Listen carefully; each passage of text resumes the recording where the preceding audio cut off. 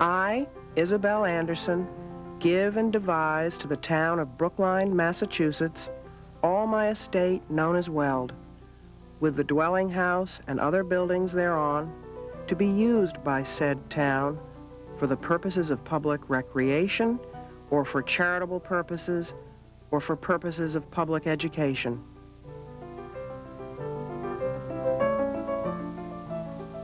The estate that the town of Brookline received in 1948 was not only one of America's most prestigious and beautiful landscape gardens, it was also the home of a devoted and public-spirited couple.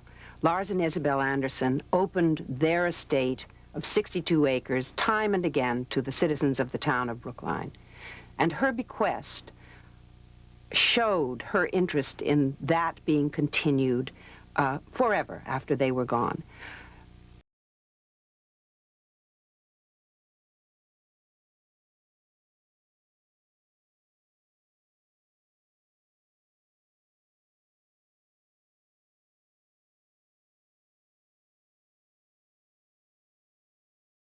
In the subsequent years, the park has only been used for one of her purposes, which is public recreation. The community and the charitable, the education purposes were not. In addition, I would say that over the past 4 decades that the town has had it, it showed what America and what this town in particular felt about the use of public space and the environment. The Andersons opened up their estate and invited the public to share the pleasures of it on lots of different occasions. Sometimes there would be outdoor concerts. Sometimes they invited troops of actors and actresses to come and perform plays that Mrs. Anderson had written. And sometimes they had lots of get-togethers for children. Opportunities for children to explore the grounds of the estate. And Mrs. Anderson had a particular fondness for children, and she wrote children's stories for them and wrote plays for them as well.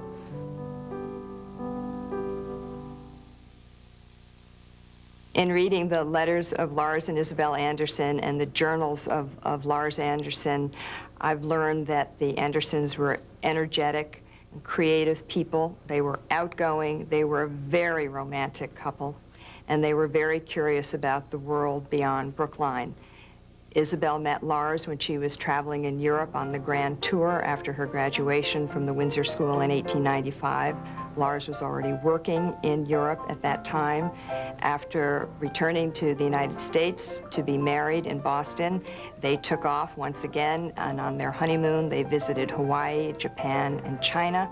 Larz's activities as a diplomat and an ambassador took them all over the world, and this interest and ideas of the world beyond Brookline were expressed in the architecture of their home here and in the design of the landscape.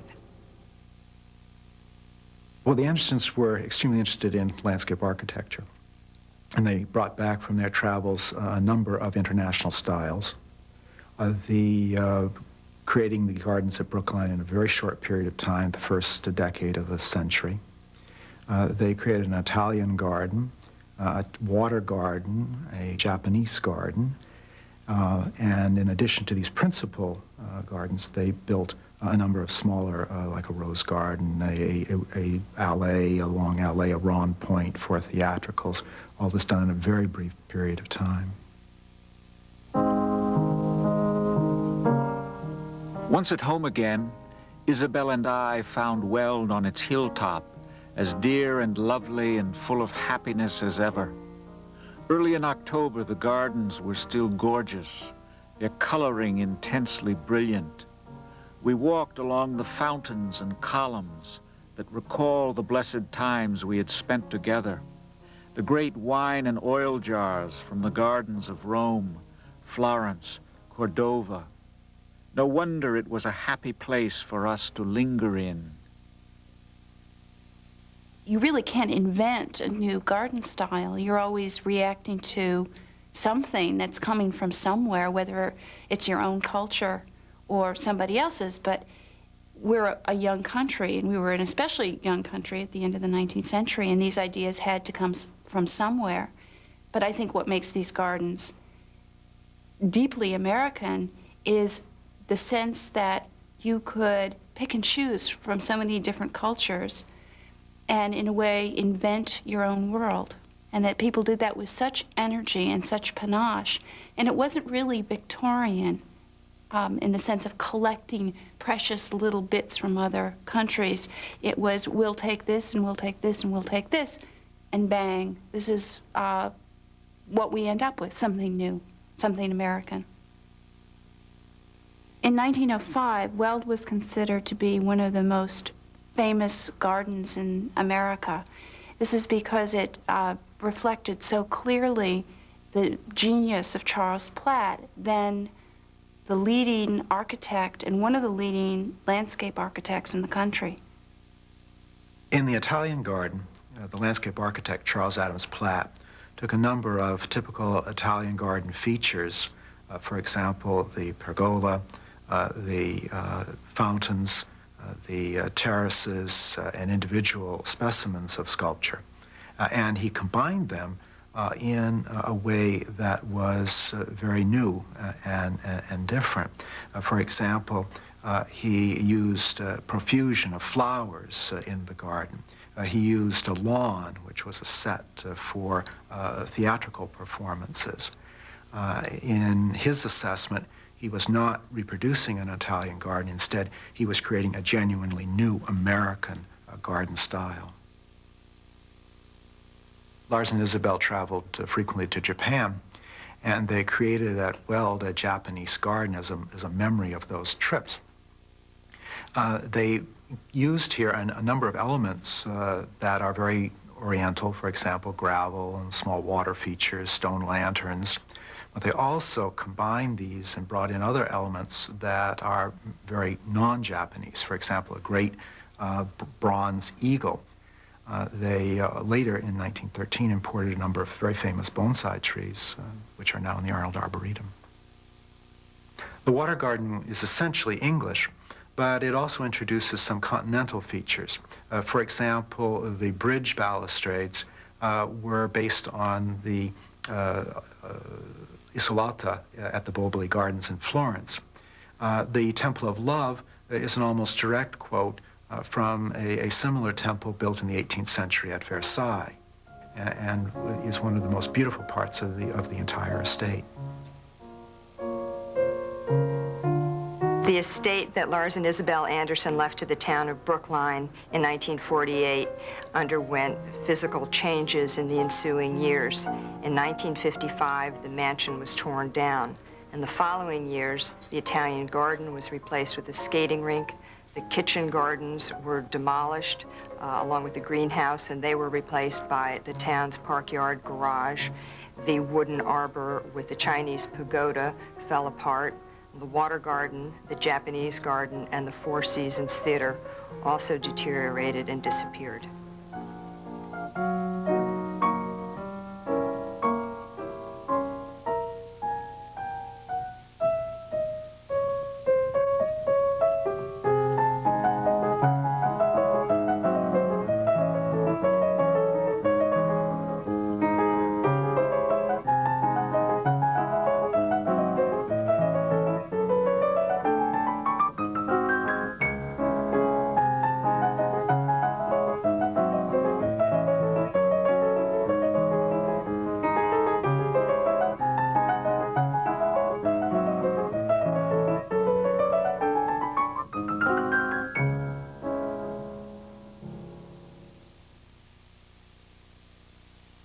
World War II marked the end of the golden age of American gardens. The labor shortages caused by the war made it impossible to keep most of these places going, and when people came back, wage scales had shifted, so it was very difficult to have 20 or 30 people on site to take care of a big estate. People's ideas about what a garden should be changed. They wanted to barbecue, they wanted to swim in their backyards. And these big fancy estates seemed to be more reflections of wealth than anything else. People were uncomfortable with them. And so we let most of these places disappear, not seeing them as important works of American art, and not really being far enough away from them yet, historically, to value them. During the past 40 years, the status of Larz Anderson Park has really been a reflection of society's attitude towards historic landscapes and open spaces. The years during the 1950s and 1960s were marked by benign neglect. In the early 1980s, however, people's attitude towards historic landscapes began to change. In the mid-1980s, Larz Anderson Park was nominated by the Brookline Preservation Commission to the National Register of Historic Places, and it was accepted to the National Register.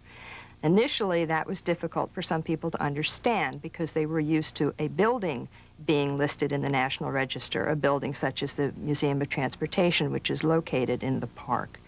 However, they couldn't understand how historic landscape could be part of the National Register. They quickly, however, began to understand that concept and turn their thoughts into action. I love the outdoors and landscape. I do photography. I have children. I have a love of ice skating, and I came up to the Auto Museum as well. So it was a place for me for many activities.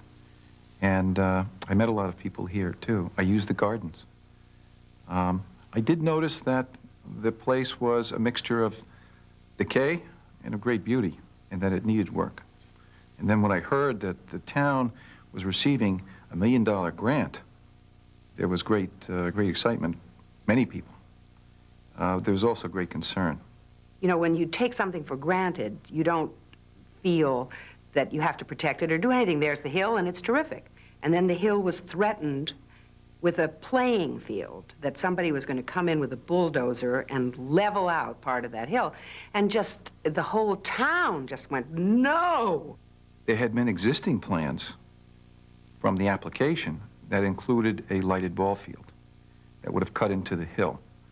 That was the source of great concern to a lot of people who use that hill for flying kites, just to look at, and that got a lot of people very interested in how that money would be spent.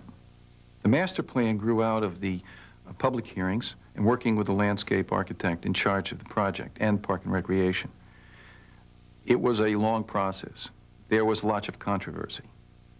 Out of that came a master plan of consensus for phase one, which was implemented, and the $1 million was spent on renovating those structures that would fall down within a year or so. But there's about $3 million more work to be done.